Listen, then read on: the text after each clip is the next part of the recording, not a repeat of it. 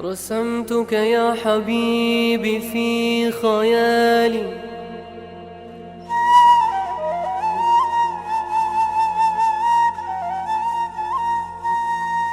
ولم أرسم سواك بلوح بالي. Brother and sister yang dimuliakan Allah, mari kita dengarkan nasihat dari Maulana Zakaria Al-Kandahlawi rahimahullahu ta'ala tentang pentingnya bersahabat dengan orang-orang yang dekat dengan Allah subhanahu wa ta'ala dan duduk di majelis mereka. Maulana Zakaria rahimahullahu ta'ala menasihati kita agar memperhatikan satu hal yang sangat penting, yaitu hendaknya selalu berhubungan dengan orang-orang yang dekat dengan Allah subhanahu wa ta'ala dan selalu mendatanginya. Perbuatan ini menyebabkan kekuatan amal agama serta mendatangkan kebaikan dan keberkahan. Baginda Rasulullah SAW pernah bersabda, "Maukah kutunjukkan kepadamu suatu hal yang dengannya kamu akan mampu memegang agama dan dengannya kamu akan memperoleh kebaikan di dunia dan akhirat. Hendaklah kamu menyertai majelis-majelis ahli zikir, dan ketika kamu sedang sendirian, hendaklah senantiasa membasahi lisanmu dengan zikrullah."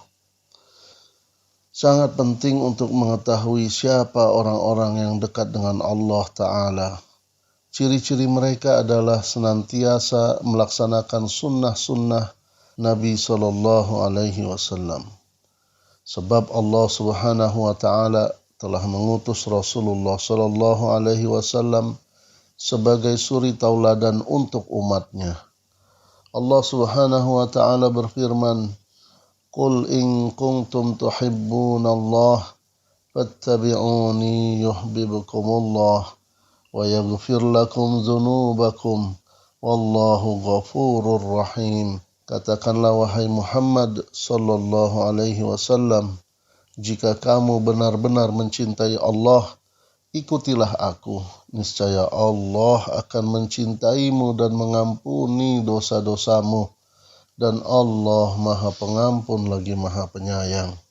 Quran Surat Ali Imran ayat 31.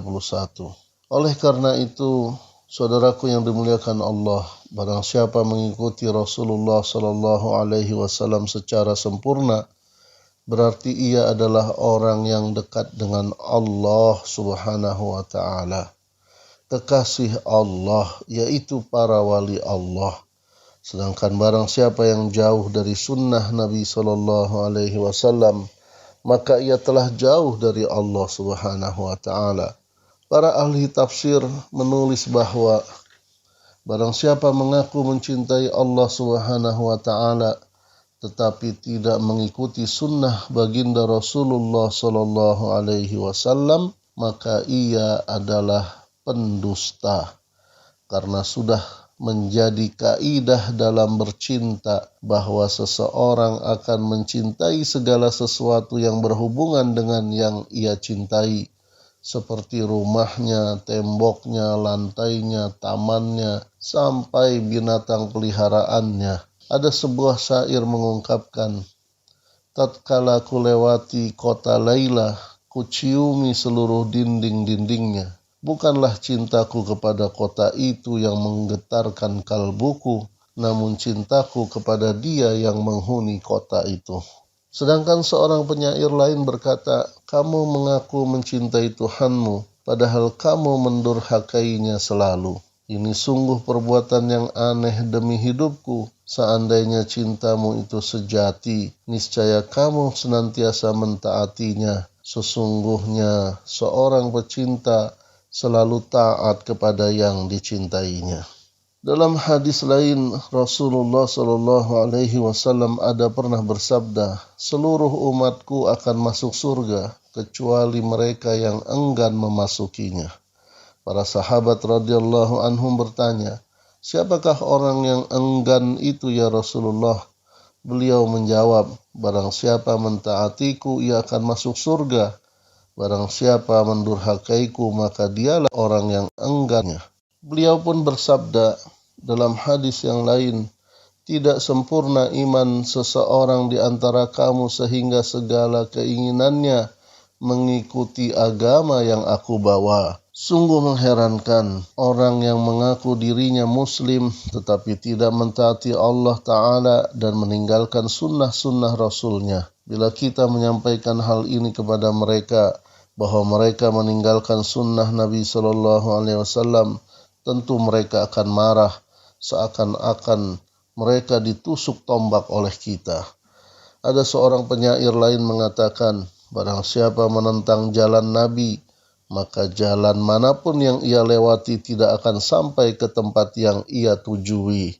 Secara ringkas, setelah kita mengetahui bahwa seseorang itu adalah orang yang dekat dengan Allah Subhanahu wa Ta'ala, maka hendaknya kita selalu mendampinginya, banyak berkhidmat kepadanya, dan banyak mengambil manfaat dari ilmunya, karena hal itu akan menyebabkan peningkatan amalan kita.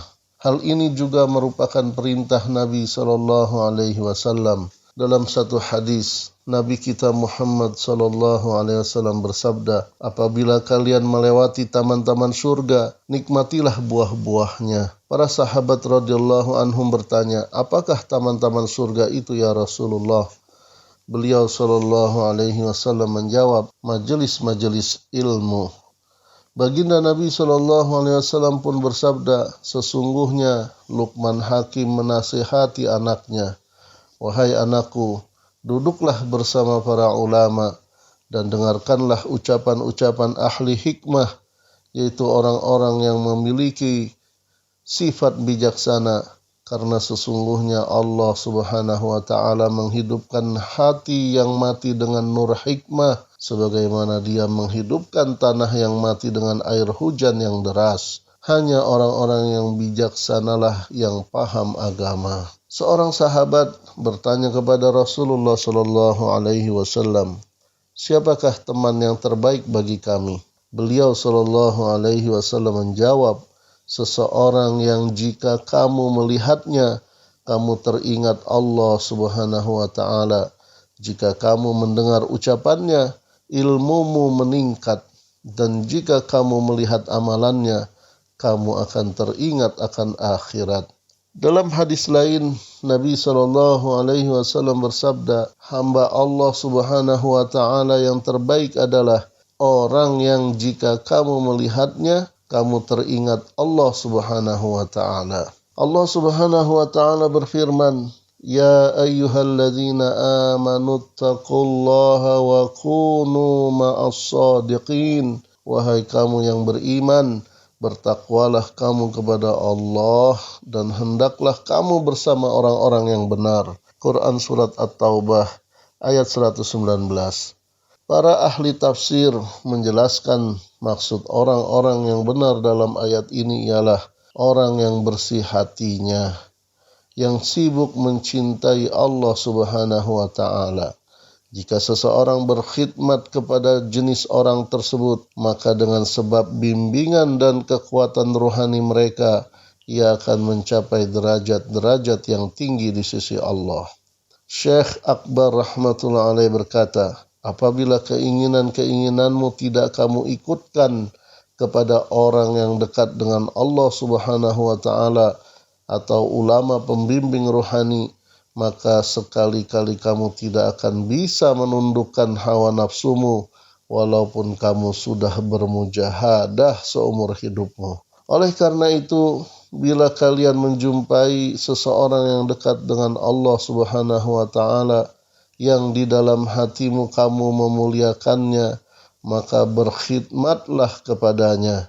Jadikanlah diri kamu seperti mayat di hadapannya. Janganlah kamu mengikuti keinginan hatimu sendiri. Jika dia menyuruh, segeralah melaksanakannya. Apa yang dilarangnya tinggalkanlah. Jika dia menyuruh kamu bekerja, maka bekerjalah. Tetapi hendaknya sesuai dengan arahannya, bukan menurut pendapat kamu. Jika ia menyuruh kamu berhenti bekerja, maka berhentilah bekerja. Oleh sebab itu, berusahalah mencari pembimbing rohani yang lurus, agar ia membimbingmu sehingga dekat dengan Allah Subhanahu wa Ta'ala.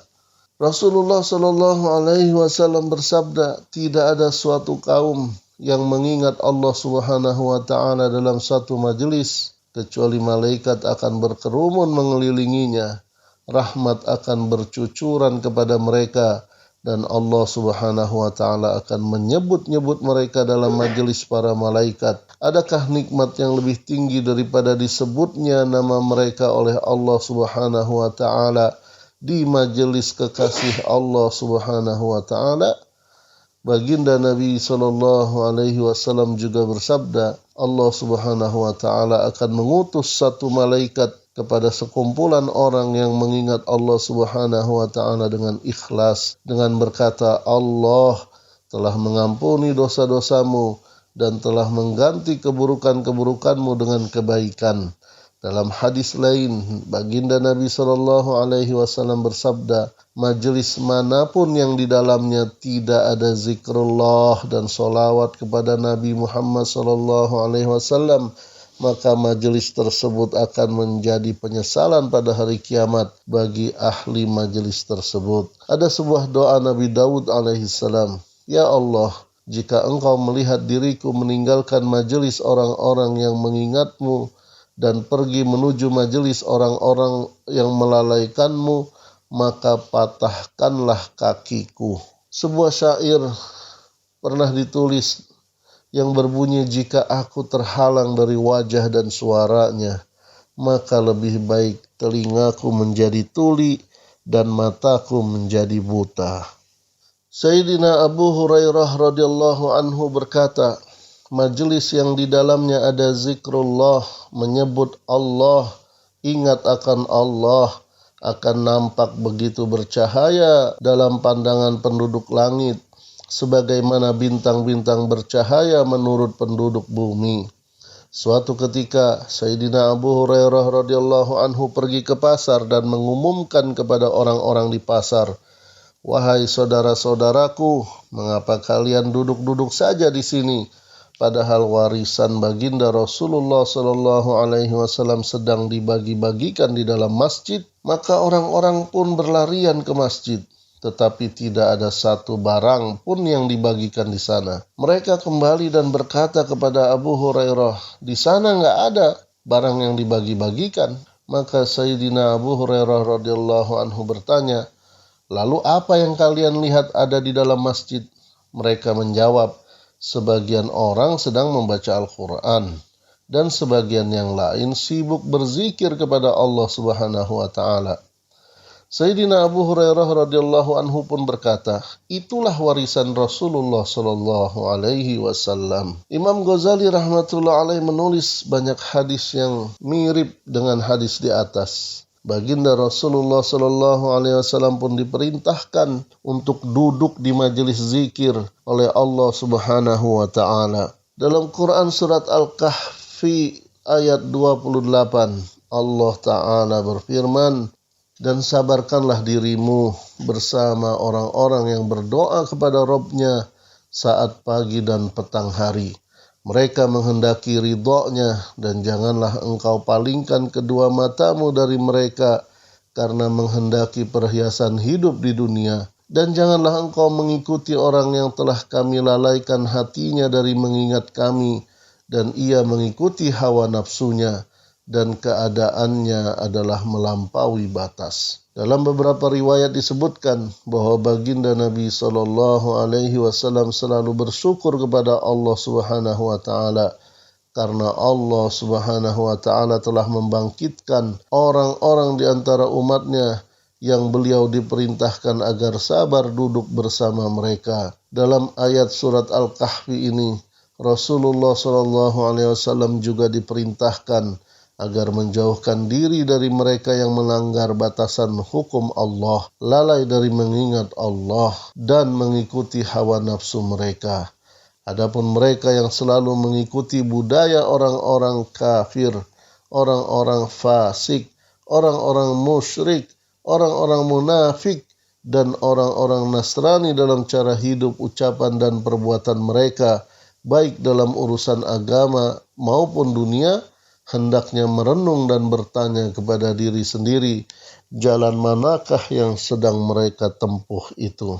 Seorang penyair mengatakan, aku khawatir wahai Badui, kau tak dapat mencapai Ka'bah yang jadi tujuan karena jalan yang kau tempuh, jalan lain yang menuju Turkistan. Tujuan kami adalah memberikan nasihat dan hal itu sudah kami laksanakan. Selanjutnya kami serahkan segala sesuatunya kepada Tuhan dan tidaklah bagi Rasul kecuali sekedar menyampaikan. Wa ma 'alar rasuli illal balagh, dan tidaklah bagi Rasul itu kecuali sekedar menyampaikan nasihat-nasihat. Semoga kita mampu mengamalkan dalam kehidupan sehari-hari dan bisa menyampaikan kembali kepada saudara kita yang lain yang belum mendengarkan nasihat ini.